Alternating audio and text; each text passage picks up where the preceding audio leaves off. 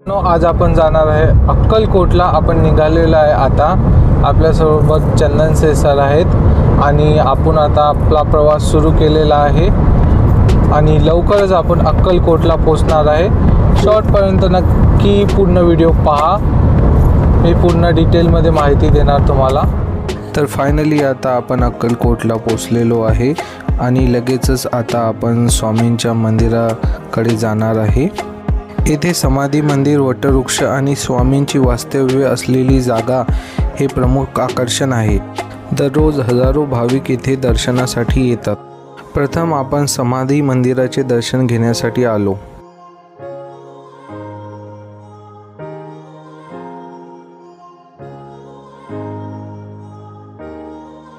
स्वामींच्या चरणावर नतमस्तक होऊन त्यांना सर्व चिंता सांगून मन अतिशय हलके झाले।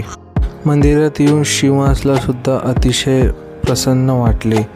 तो सुद्धा सर्व इकडे आश्चर्याने पाहत होता।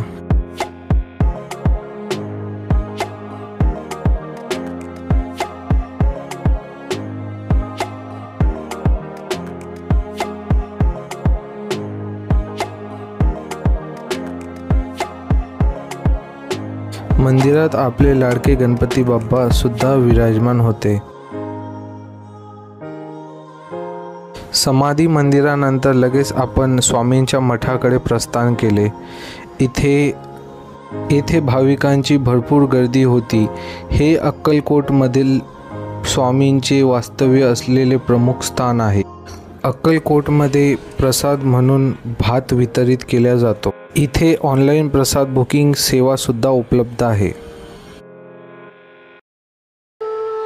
येथे मंदिर परिसरात धार्मिक वस्तूंचे दुकान आहे। त्यामध्ये स्वामींचे फोटो, मूर्त्या। स्वामींच्या मठामध्ये आल्यानंतर स्वामींचे वास्तव्य असल्याची अनुभूती होते। येथे दर्शन घेऊन मन अतिशय प्रसन्न होते।